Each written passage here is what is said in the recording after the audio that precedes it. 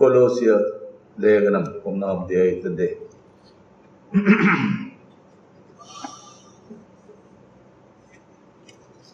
27-ാം വാക്യത്തിന്റെ മുകളിലുള്ള ഭാഗം. ആ മർമ്മം മഹത്വത്തിന്റെ പ്രത്യാശയായ ക്രിസ്തു നിങ്ങളിൽ ഇരിക്കുന്നു എന്നുള്ളത് തന്നെ. ആ മർമ്മം മഹത്വത്തിന്റെ പ്രത്യാശയായ ക്രിസ്തു നിങ്ങളിൽ ഇരിക്കുന്നു. അതൊരു മർമ്മമായിട്ടാണ് അപ്പോസ്തലനായ പൗലോസ് ഇവിടെ പറയുന്നത്. നാം പാടിയതായ പാട്ടിൽ പറഞ്ഞു, രക്ഷ ഗാനമത്രേ തനിക്ക് സ്തുതിക്കുന്നു. രക്ഷ ദാനമായിട്ട് നമുക്ക് ലഭിച്ചതാണ്. വിശ്വസിക്കുന്ന ഏവനും അത് ദാനമായിട്ടാണ് ദൈവം നൽകപ്പെടുന്നത്. വിശ്വസിക്കുന്ന മാത്രയിൽ പരിശുദ്ധാത്മാവും നമുക്ക് ദാനമായിട്ടാണ് ലഭിക്കുന്നത്. പരിശുദ്ധാത്മാവ്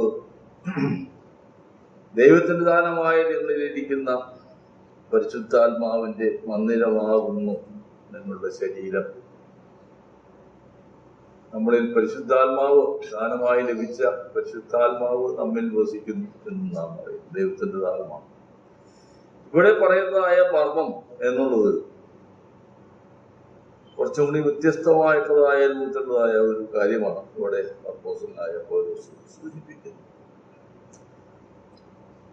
മഹത്വത്തിന്റെ പ്രത്യാശയായ ക്രിസ്തു നിങ്ങളിൽ ഇരിക്കുന്നു എന്നുള്ളതാണ് ആ മർമ്മം. ഇസ്രായേൽ ജനത്തോടുള്ള ബന്ധത്തിൽ അവർക്ക് അനവധി പദവികൾ അവർക്ക് സ്വയമായിട്ട് ലഭിച്ചതായിട്ടുണ്ട്. അപ്പോസ്തലനായ പൗലോസ് അത് റോമർക്ക് എഴുതിയ ലേഖനത്തില് 9-ാം അധ്യായത്തിൽ 4-5 വാക്യങ്ങളിൽ അത് വെളിപ്പെടുത്തുന്നുണ്ട്. അവർക്ക് ലഭിച്ചതായ പദവികൾ, പ്രിവിലേജസ് ഇസ്രായേൽ ജനത്തിന് ഉണ്ടായത് 8 കൂട്ടം കാര്യങ്ങളാണ് എന്ന് അവിടെ രേഖപ്പെടുത്തിയിട്ടുണ്ട്. അവർ ഇസ്രായേലിയർ പുത്രത്വവും തേജസ്സും ന്യായപ്രമാണങ്ങളും ആരാധനയും വാഗ്ദത്തങ്ങളും അവർക്കുള്ളവ, പിതാക്കന്മാരും അവർക്കുള്ളവർ തന്നെ.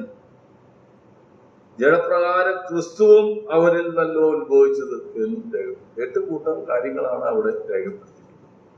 അത് അവർക്ക് മാത്രമായിട്ട് ലഭിച്ചിട്ടുള്ളതാണ്. മറ്റ് ആർക്ക്, ജാതികളായ നമുക്കൊന്നും ലഭിച്ചിട്ടുള്ളതായ കാര്യങ്ങളല്ല. അതിലാദ്യം പറയുന്നത് പുത്രത്വം, അഡോപ്ഷൻ അല്ലെങ്കിൽ സംശയം. ഇസ്രായേലിനെ കുറിച്ച് പുറപ്പാട് പുസ്തകത്തിൽ രേഖപ്പെടുത്തിയിട്ടുണ്ട്. അവൻ എൻ്റെ പുത്രൻ, എൻ്റെ ആദ്യജാതൻ തന്നെ എന്ന് രേഖപ്പെടുത്തിയിട്ടുണ്ട്. പിന്നീട് പറയുന്നതായ തേജസ്സിനെ കുറിച്ചാണ് നാം ഇവിടെ വായിച്ചതായ ആ മർമ്മത്തിൽ രേഖപ്പെടുത്തിയിരിക്കുന്നത്. കൊലോസ്യർക്ക് എഴുതിയ കൊലോസ്യരോട് പൗലോസ് പറയുന്നത്, മഹത്വത്തിന്റെ പ്രത്യാശയായ ക്രിസ്തു നിങ്ങളിൽ ഇരിക്കുന്നു. മഹത്വം, ഗ്ലോറി ഓഫ് ദ ലോർഡ്, ദൈവത്തിൻ്റെതായിട്ടുള്ള തേജസ്. ഇസ്രായേൽ ജനം വ്യക്തിപരമായും സമൂഹമായിട്ടും ഒക്കെ അവർ നേരത്തെ അനുഭവിച്ചിട്ടുള്ളൂ. അവരുടെ പിതാക്കന്മാർ അബ്രഹാം അങ്ങനെ ആ ദൈവത്തിന്റെ ആ തേജസ് വെളിപ്പെട്ടിട്ടുള്ളതാണ്. മോശയ്ക്ക് വെളിപ്പെട്ടിട്ടുള്ളതാണ്. അതുകൂടാതെ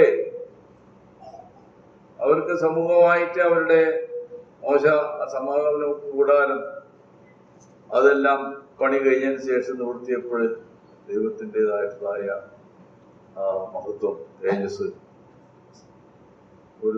ഒരു മേഘമെന്ന പോലെ അവർക്ക് വെളിപ്പെട്ടത്. മോശയ്ക്ക് അതിൽ കൂടാരത്തിലേക്ക് പ്രവേശിപ്പാൻ പോലും കഴിഞ്ഞില്ല എന്നുള്ള ആ രൂപത്തിലായിരുന്നു.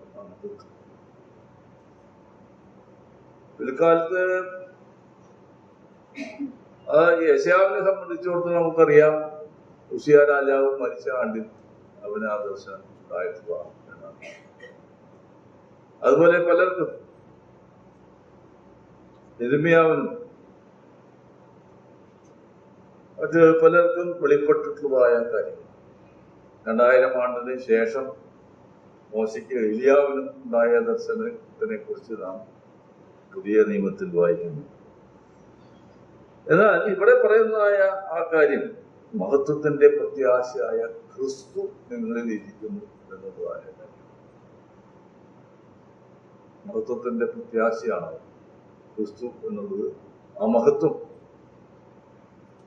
കർത്താവിനെ ധരിച്ചിരിക്കുന്നവരായ അവരായ നമ്മുടെ മേൽ അത് വസിക്കുന്നു. ആ തേജസ് നമ്മുടെ മേൽ വസിക്കുന്നു എന്നുള്ളത് ഒരു മർമ്മമായിട്ടുള്ളതായ കാര്യമായിട്ട് അപ്പോസ്തലനിലൂടെ എടുത്തു പറയുകയാണ് ചെയ്യുന്നത്. ക്രിസ്തുവിനെ ധരിച്ചിരിക്കുന്നു. കർത്താവായ യേശു ക്രിസ്തുവിൽ വിശ്വസിക്കുന്നതായ നമുക്ക് ഇസ്രായേൽ പൗരതയ്ക്ക് പോലും ലഭിച്ചിട്ടുള്ളതിനെക്കാട്ട് കവിഞ്ഞതായ ആ ഒരു മഹത്വമാണ് നമുക്ക് ലഭിച്ചിട്ടുള്ളത്, അല്ലെങ്കിൽ തേജസ്സാണ് നമുക്ക് ലഭിച്ചിട്ടുള്ളത്. മഹത്വത്തിനെ കുറിച്ച് എബ്രായ ഭാഷയിൽ പല കാര്യങ്ങൾ രേഖപ്പെടുത്തുമ്പോൾ ഷെക്കീന എന്നുള്ളതായ പദപ്രയോഗം നമുക്ക് അവിടെ എബ്രായ ഭാഷയിലുള്ളതായ ഒരു പദപ്രയോഗം. അത് വസിക്കുക, ഡ്വെല്ലിംഗ് അല്ലെങ്കിൽ സെറ്റിലിംഗ്, റെസ്റ്റിംഗ് എന്നുള്ളതായ അർത്ഥമാണ് അതിനകത്ത്. ഇസ്രായേൽ ജനത്തിന് കുറെ കാലങ്ങള്, ദീർഘകാലങ്ങളൊക്കെയും ആ ദൈവത്തിൻ്റെതായിട്ടുള്ളതായ ആ തേജസ്സിൻ്റെതായിട്ടുള്ളതായ ആ ദർശനം അവർക്ക് ലഭിക്കുമായി. എന്നാൽ നമ്മെ സംബന്ധിച്ചിടത്തോളം ഇവിടെ അപ്പോസ്തലനായ പൗലോസ് പറയുന്നത് ഒരു വിശ്വാസി മഹത്വത്തിന്റെ പ്രത്യാശയായ ക്രിസ്തു അതിനെക്കാട്ടിലും കൂടുതലായിട്ടുള്ളതായ ഒരു മഹത്വം നമുക്ക് ലഭിക്കുവാനില്ല. ഞാൻ നേരത്തെ നോക്കി, പരിശുദ്ധാത്മാവ് അത് നമ്മളിൽ വസിക്കുന്നു. ക്രിസ്തുയേശുവിൽ വിശ്വസിക്കുന്നതായ വ്യക്തികൾക്ക് അച്ചാരമായിട്ട് ലഭിക്കുന്നതാണ് പരിശുദ്ധാത്മാവിനെ. പരിശുദ്ധാത്മാഭിഷേകം, പരിശുദ്ധാത്മമുദ്ര, പരിശുദ്ധാത്മാവിൻ്റെതായിട്ടുള്ളതായ അഭിഷേകം, മുദ്ര, ഈ വക കാര്യങ്ങളൊക്കെയും, അതുപോലെ സ്നാനം ഏറ്റവരാണ്, പരിശുദ്ധാത്മാവിന്റെ സ്നാനം ഏറ്റവരാണ് നാം. അതൊക്കെ നമ്മിൽ വസിക്കുകയാണ് ചെയ്യുന്നത്. മന്ദിരം എന്ന വണ്ണം നമ്മിൽ വസിക്കുകയാണ് ചെയ്യുന്നത്. ദൈവത്തിന്റെ മന്ദിരമായിട്ട് ആയിരിക്കുന്നതായ നാം ഓരോരുത്തരും വ്യക്തിപരമായി പരിശുദ്ധാത്മ മന്ദിരമായിട്ട് ഇരിക്കുകയാണ്. തന്നെയുമല്ല, ഇവിടെ വായിക്കുന്ന പോലെ മഹത്വത്തിന്റെ പ്രത്യാശയായ ക്രിസ്തു നമ്മിൽ ഇരിക്കുന്നു എന്നുള്ളത് ഒരു മർമ്മമായിട്ട് പൗലോസ് അപ്പോസ്തലൻ വെളിപ്പെടുത്തുന്നതായ ഒരു കാര്യമായിട്ടാണ്. അപ്പൊ നാം ചില്ലറക്കാരല്ല, നിസ്സാരക്കാരല്ല. ഇവിടെ കൂടിയിരിക്കുന്നതായ കർത്താവിനെ ആരാധിപ്പാൻ തക്കവണ്ണം കടന്നു വന്നിരിക്കുന്നതായ നാം, നമുക്കറിയുന്നത് പോലെ നാം പുരോഹിത വർഗമാണ് എന്നുള്ളത് കഴിഞ്ഞൊരു ദിവസം നാം ചിന്തിച്ചതാണ്. പുരോഹിത വർഗം നാം പരിശുദ്ധാത്മ അവന്റെ മന്ദിരമാകുന്നു. അതേ സമയത്ത് ക്രിസ്തു നമ്മിൽ വസിക്കുന്നു. മഹത്വത്തിന്റെ പ്രത്യാശയായ ക്രിസ്തുവാണ് നമ്മിൽ വസിക്കുന്നത്. നമ്മിൽ വസിക്കുന്നതുകൊണ്ട് നമുക്ക് ഇന്ന് രാവിലെ ദൈവത്തിന്റെ സന്നിധിയിൽ അടുത്തു വന്നുകൊണ്ട് വീണുവണങ്ങി അവനെ നമസ്കരിക്കാം, ആരാധിക്കാം. മഹത്വത്തിന്റെ പ്രത്യാശയായ ക്രിസ്തു നമ്മിൽ വസിക്കുന്നതുകൊണ്ട് അവനെ വീണുവണങ്ങി കുമ്പിടാം. മറ്റേവർക്കും ലഭിച്ചതിനെക്കാട്ടിലും ഏറ്റവും വിശിഷ്ടമായ പദവിയാണ് നമുക്ക് ലഭിച്ചിരിക്കുന്നത്. മർമ്മമായിട്ട് പൂർവ്വപിതാക്കന്മാർക്ക് വെളിപ്പെടാത്തതായ ഒരു മർമ്മമായിട്ട് നിലവിലിരുന്നു. എന്നാൽ ഇപ്പോൾ നമുക്ക് വെളിപ്പെട്ട് കിട്ടിയതായിട്ടാണ് അപ്പോസ്തലനായ പൗലോസ് പറയുന്നത്. ഇന്ന് രാവിലെ അതുകൊണ്ട് മഹത്വത്തിന്റെ പ്രത്യാശയായ ക്രിസ്തു നമ്മളിരിക്കുന്നു എന്നുള്ളതായ സ്മരണയോട് പരിശുദ്ധാത്മാവ്